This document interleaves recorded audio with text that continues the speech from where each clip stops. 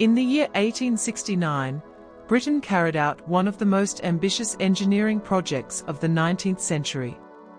It was not a ship, not a bridge, but something even more extraordinary: the transportation of the world's largest floating dry dock across the Atlantic Ocean to Bermuda. At that time, the Royal Navy was the most powerful navy on Earth. Its strength was not only in numbers, but in technology.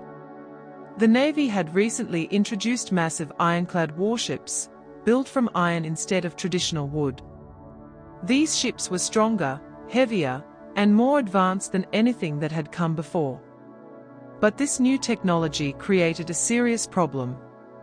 In warm tropical waters like those around Bermuda, marine organisms quickly attacked iron hulls.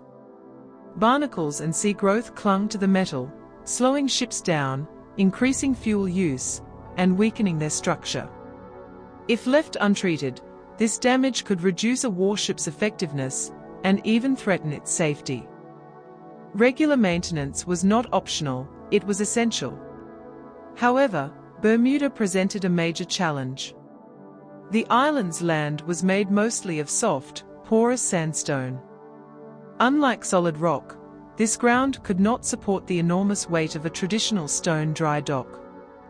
Building a permanent dock there was simply impossible with the technology of the time. This forced British engineers to think differently. In the early 1860s, near Woolwich on the River Thames, a bold idea took shape. Instead of building a dock in Bermuda, they would build a dock that could move. A floating dry dock, massive, self-contained, and capable of operating anywhere in the world. Construction soon began on a structure unlike anything ever attempted before. The floating dry dock was more than 380 feet long and weighed over 8,000 tons. It was designed to lift ironclad warships weighing up to 10,000 tons, including the famous HMS Warrior, one of the most powerful ships of its era. The dock was built in a U-shape and equipped with ballast tanks and powerful pumps. By filling these tanks with water, the dock could sink below the surface. A ship could then enter the structure. When the water was pumped out, the dock would rise again, lifting the ship completely out of the sea. In effect, it was a moving dry dock, capable of repairing warships far from any permanent naval base. But building the dock was only half the challenge. The real test came in June of 1869.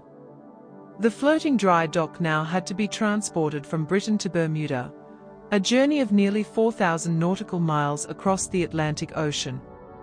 No structure of this size had ever been moved such a distance at sea. Engineers carefully prepared the dock for the voyage. The open ends were sealed to reduce water resistance and improve stability. Inside the structure, a large sail was installed to take advantage of favorable winds and ease the strain on towing ships.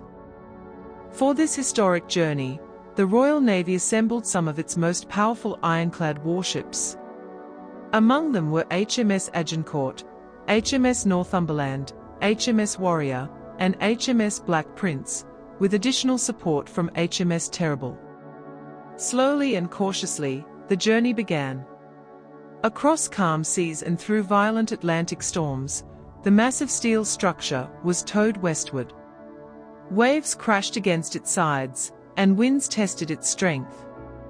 Yet, despite its enormous size, the dock performed remarkably well. At times, it reached speeds of more than 6 knots, an extraordinary achievement for such a colossal structure in the 19th century.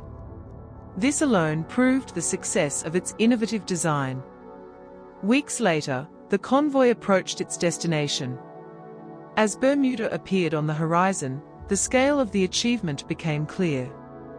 The floating dry dock entered the harbor safely, intact, and fully operational, a triumph of planning, engineering, and seamanship.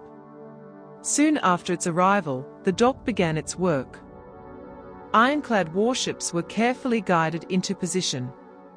The dock submerged, pumps were activated, and thousands of tons of water were removed. Slowly and steadily, Entire warships rose above the sea, their iron hulls fully exposed for inspection and repair. For more than 30 years, this floating dry dock served the Royal Navy in Bermuda. It allowed Britain to maintain its fleet in the heart of the Atlantic, far from its home ports. This capability played a crucial role in sustaining British naval dominance during a critical period of global competition and imperial expansion. In 1906, the dock was finally replaced by a newer and more advanced facility. But its legacy did not fade. The successful construction and transatlantic transport of this floating dry dock remains one of the most remarkable achievements of 19th-century maritime history. A powerful symbol of British engineering skill, naval strategy, and technical courage. Even today, it stands as a reminder of what human innovation could achieve in the age of steam and steel.